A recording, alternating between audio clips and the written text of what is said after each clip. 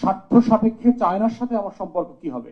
এটা কি শুধু ট্রেড ডেফিসিট, যে আমার 14-16 বিলিয়ন ডলার ট্রেড ডেফিসিট আছে, এই ট্রেড ডেফিসিটকে আমরা কাট করে ফেলবো, আমি 1.5 বিলিয়ন ডলারকে 7, 8, 10 নিব, সেই সাপেক্ষে না এখানে আবার জিও পলিটিক্সও জরুরি আছে? তাই সুপার পাওয়ার সাপেক্ষে আমার স্বার্থকেও রিঅ্যালাইন করতে হবে।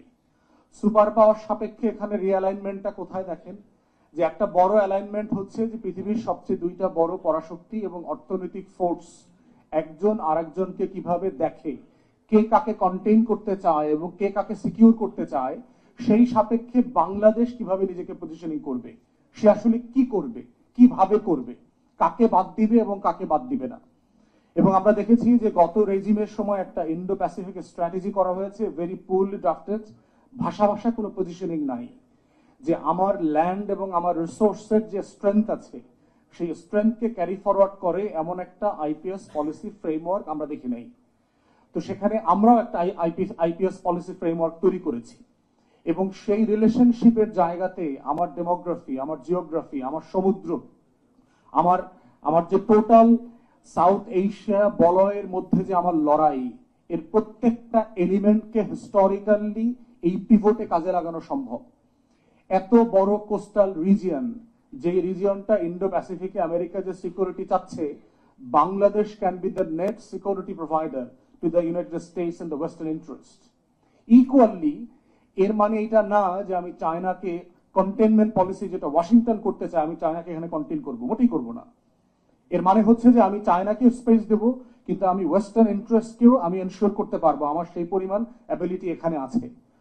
তাহলে 5টা যে এঙ্গেজমেন্ট পয়েন্ট বলছে যুক্তরাষ্ট্র, যে 5টা পয়েন্টের উপরে ভিত্তি করে সে বাংলাদেশের সাথে আইপিএস এ এঙ্গেজ হবে, সেই 5টা পলিসিতে আমার পজিশন কি, আমি কি বলছি, আমি কি করব এবং কি করব না, সেই বিষয়ে বাংলাদেশ রাষ্ট্রের এখন পর্যন্ত এবং রাজনৈতিক দল আমাদের কালেকটিভলি পজিশনিং করতে আমরা এখনো ফেল করেছি।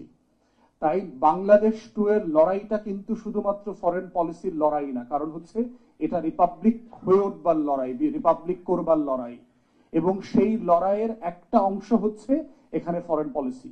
তো সেই জায়গাতে আমরা বোধ করছি যে আমাদের জাতীয় শত্রু মিত্র সাপেক্ষে নতুন করে আমার পলিসি রিয়ালাইন করতে হবে। আমাদের সংবিধানে বলা হচ্ছে যে সবার সাথে বন্ধুত্ব, কারো প্রতি শত্রুতা না, এই ধরনের সোভিয়েত ইউনিয়ন মডেলের ন্যাম জোট টাইপের আমি হেথায়ও নাই সেথায়ও নাই, তো আপনি কোথায় আছেন?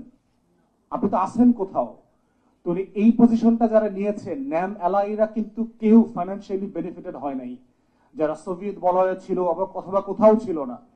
সেই পজিশনিং জায়গাটা কিন্তু আমাদেরকে সিরিয়াসলি রিভাইজ করতে হবে। যে দিন শেষে যেটা হয়েছে যে বাংলাদেশ রাষ্ট্রটাকে তারা আমরা একটা গরিবী মডেলের রাষ্ট্র করব কিনা, একটা বিপ্লবী রাষ্ট্র করতে গিয়ে এই রাষ্ট্রটার অর্থনৈতিক স্বার্থ আমরা লঙ্ঘিত করব কিনা। তো সেই সোভিয়েত ইউনিয়নের সময় আমার ফরেন পলিসি, এবং যে ফরেন পলিসি একটা ডিজাস্টার ছিল, ইভেন ইন্ডিয়া পর্যন্ত এই পলিসির জন্য সাফার করছে। কাশ্মীরের নিয়ে যখন প্রচুর আলোচনা হয় তখন দেখবেন যে ইন্ডিয়ান মিডিয়াতে তাদের ডিফেন্স যারা স্পেশালিস্ট আছে তারা কিন্তু এই কথাটা বারবার বলে যে আমার 65% অস্ত্র যুদ্ধের সময় কাজ করবে না।